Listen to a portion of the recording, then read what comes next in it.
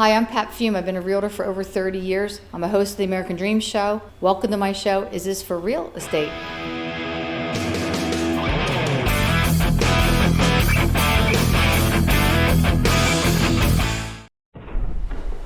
Welcome back. We're here with Jerry Kiessling. He's with MSR Restoration, which your main product that you work with is mold. Correct. Or mold remediation. So, first of all, thank you for coming on the show. Thanks for having me. What do you want to tell people, I guess, about your background? Sure. I have a little bit of a different background. They talk about you can never change careers in midlife. Well, I changed careers in late life. I was in hospital food service, in operations and in sales, and I was traveling all over the country for a better part of 35 years. Leave Monday, get back Thursday or Friday, then leave Monday, get back 2 or 3 Thursdays or Fridays. And I did very well, but you know what? It got tiring. So you don't really know how much it takes out of you till you're done. So I happened to answer an ad on Craigslist for these two guys who were running a mold company.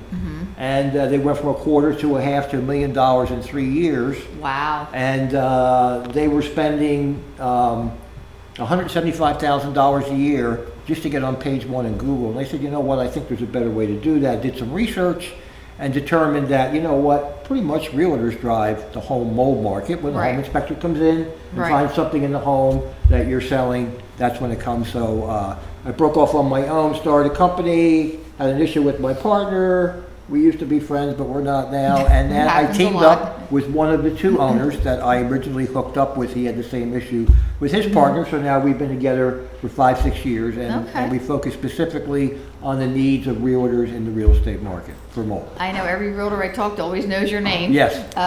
So what do you have any tips for people about how to avoid mold or what causes mold? Sure. So in general, mold grows between 40 and 100 degrees and above 70% humidity, and mold is a living organism. It eats on organic material. So in your house, if you look at drywall, it's not the gypsum, it's the paper that's organic. It will grow on that, it will grow on wood, it will grow on cement.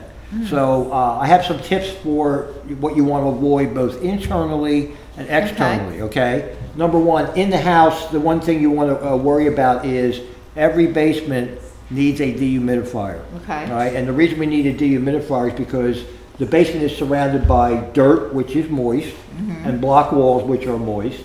So that moisture builds up in a basement, and over a period of time, that moisture in the air gravitates up and evaporates up to the ceiling and interacts with the joist in the subfloor. Okay. And that's what causes the mold you see there. Okay. And some people make the mistake, Pat, of not running it in the winter, and I tell them the dehumidifier needs to run 365 all the time. Now, how about crawl spaces? Should it be in a crawl space too? No, I'm not a big believer in a crawl space dehumidifier. So, That's just a yeah, dehumidifiers should be in enclosed spaces that you are controlling the heat and humidity. I had one individual who told me his dehumidifier was running all the time. It was a $2,000 dehumidifier, and I said to him, I had to put some blowers in his crawl space because he had some water in there. We need to get rid of it before we were doing the remediations. Did you plug it back in? I said, no, George, I did not. Why? I said, because if you think about it, the foundation has vents. Right. And the vents let the humid air in. You're not going to beat Mother Nature. That's why it runs all the time. And so I said, I'm not plugging it back in. You have to plug it back in. And I said, well, unless you have stock in PSE&G, I wouldn't recommend doing it. So they should only be in enclosed spaces where the temperature is already done. Okay. So dehumidifiers in the basement are always a key. One thing people don't realize is that also can cause humidity is a lack of ventilation. So if we have closets, if you can, keep the door ajar. That's interesting. Okay. I've never heard that. And or have louvered doors. I was in a basement one time where there were 2 large rooms for storage. One had a louvered door, the other did not. All of the furniture in the basement with the non-louvered door looked like it snowed. Okay, and that's from the high humidity. That's Aspergillus penicillium. It's a white mold. It's a penicillin-based mold, and that air, the mold in the air, you can't see it, you can't smell it. When it gets on the surface, that's when you can actually see it. Right. Okay. One of the things that people do a lot of is never ever turn off your HVAC in the summer or the heat in the winter for one room. That is the absolute worst thing you can do because it creates a differential. a temperature inversion. All right. That's so interesting. what happens is when you have you get mold growth when you have hot and cold air colliding, and it'll hit the drywall. I was in one house in Gloucester County. The daughter was living with the parent with her daughter, and they had a fireplace. I walked in this house, Pat. It must have been 85 degrees. Oh, gee. All right. And they said, well, yeah, we keep our daughter's room door closed. And that's where the issue was. And because she said it's too hot. I said, I guarantee you have condensation. Pat, I walked in, the water drip marks were coming right down the wall. Oh, no. I mean, you could actually feel it and see it. So that's what you always want to do. You want to have circulation coming in. Circulation. Yep. So that means like there's some people that try to save money on central air and they put an air conditioner in each room and they just use it as they use the room. So that's like big recipe for mold then. Yes, exactly. Okay. Exactly. All right, and in the warmer months, you ever hear people say, I'm going to open the windows to air out the house? If you are I'm allergic to mold, by the way. Me too. Right? Yeah. and we're the no scared, nobody's ever died from mold, guys. I've been in 11,000 homes in my career. Wow. I think I'm still here, all right? Yeah. A lot of people in the summer say, we're going to open the windows to let air out the house. So what happens is this. When we do air quality testing, I take a sample and I send it to a laboratory, which is local, up in St. Vincent's, the North American headquarters. And the measurement is spores per cubic meter. So we talked about 40 to 100 degrees above 70% humidity.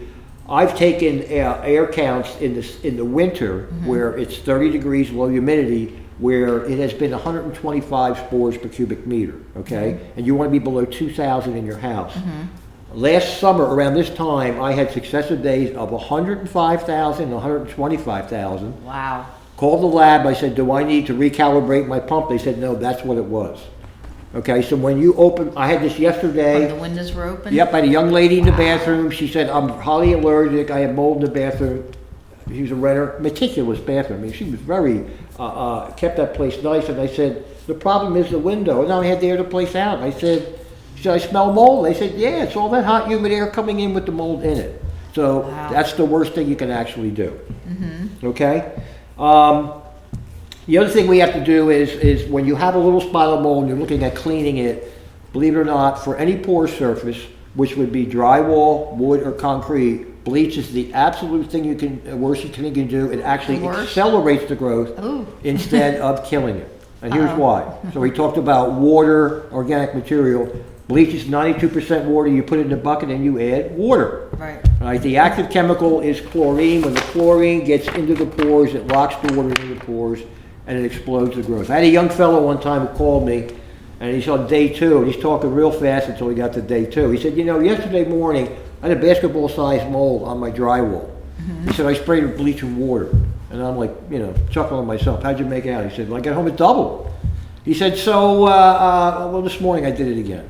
And I said, how'd you make it out? He said, it's all over. When can you get here? All right. So we use a product called Shockwave. If you're familiar with Dry Lock on basement wall, same a company. And if you go into hospitals, when they have that sanitizer, got that sweet smell to it. That's actually what they use. Oh, that's all right. So we spray it on the mold, and it dissipates as water vapor. You can see it bubbling, and you just wipe it off. Okay. Okay. And here's the other important thing too. The fellow who I recommend for duct cleaning, I asked him, how often should you clean your ducts? Right. And he said to me, it should be done every 6 to 7 years. So when I ask a homeowner, when's the last time you cleaned your ducts, if they take more than 10 seconds, I say, it needs to be cleaned. Too long. It's been too long. Right. Yeah, they don't know. Right. Yeah. Right, so that's what needs to be done inside the house. Now, outside the house, you want to stop any water intrusion that may come in, which will give water in the house and or moisture through the block walls, okay? So number one, if you go around the perimeter of your house, you want the grade to be sloping away from the foundation. Right, to keep that's the pretty water, rather towards. Right. Plants and whatnot should not be, and bushes should not be planted close to the house. Yep. And the worst people that make that happen are landscapers. I asked one homeowner one time, I used to do when I had a house, I did my own landscaping. I was a lawn addict, I got over it, okay? And I said, how do you get charged per mold? We get charged by the yard. Yeah. So they just pile it up. If Mulch. Mulch. Yeah. If this is the bottom of your foundation, the mulch should not be touching it. I've Right. seen it 2 or 3 Like inches termite above. people tell you that Yeah, too. the same thing. Termites will crawl up the, Yep, go that'll right be an under the entrance for house. them, Yep. okay? All downspouts should have a Same thing. 6-foot foundation that's running away from the foundation to do that. The gutters should have gutter guards, okay? If you want to know as a homeowner, if you have a problem with clogged gutters, stand below your gutters and look down on the grade. And if you have clogged gutters, I call it a tamp line. It's a real thin line where the water has been coming, overtopping the gutters because they're clogged and constantly beating down on that. And you'll also look at your downspouts where they overtop and you'll see the mulch is all washed away. That's an indication that you have clogged gutters. I had one young gentleman one time who said to me, he was a buyer and he got a credit. So he said, you're telling me that if the previous homeowners had spent $15 per extension times 4, or $60, they wouldn't have to give me a check for $2,500? And I said, yes. Yeah, It's that's that true. simple. It's all very easy. For those houses that have window wells that are around the vents, Right. it's very easy just to do a cover. Some people just throw the cover on. A lot of them have a flange, which Right. is meant to go underneath the Right. vinyl, or it needs caulking, and they'll do that. All right? Okay. The other thing, and the fastest way that water gets in, is the junction where the foundation meets the wall, okay? A lot of times the cement erodes just from, water and whatnot hitting it, and that's a $10 bottle of hydraulic cement you just squeeze on there every couple Like to a 3 caulk type Right, thing, every couple to product. 3 years, Okay. okay? So that's basically what the tips are recommended to do. People who, and I'm not a doctor, but my training says unless you are have immune problems or respiratory issues, by and large, you have hay fever type symptoms. Now, for me, I'm talking for me. When I wake up in the morning, I get up early before the sun comes up. I can tell you whether it's cloudy out or sunny, because if it's cloudy out, I wake up, my eyes have been Yeah. weeping overnight, I have a scratchy throat and a runny nose. But in general, most of the mold that's out there, I don't care all the stories you hear on the internet, it's really not that bad. So any tips for people getting ready to put their house on the market, I guess, would be to check these items that we just Right. discussed? Yes. Or is there Yes. anything else you can think of that might be? No, I think if you check those items we talked about, interior and exterior, you should be fine. Okay, and we usually like to end the show with a funny story from your career. A that funny you story tell from at my a career. I'm going to talk, cocktail look, party. I have a really funny mold story for you. Okay. Right, and this is how people get really out of control with mold. I'll tell you 2 stories. I had a basement with a step-up crawl space, so it's elevated a little bit. It had 5 square feet of mold. The buyers, couple in their mid-30s, they asked, and the sellers agreed, to let their asthmatic daughter do her homework in the basement in the seller's house on a Saturday, yes, for 3 hours to see if she would have any reaction. I mean, that's a special kind of stupid. So I had a realtor at an association meeting, the Women's Council for Realtors said to me, Jerry, what 13-year-old girl does 3 hours of homework on a Saturday? I said, if you met the parents, you would know that, all right? Yeah, right. Now, the other thing, one other thing too, this is the story, I didn't know this until the last few weeks. We are the mold company for a property management company in Philadelphia. When I started, they had 400 units, they have 2,000 now.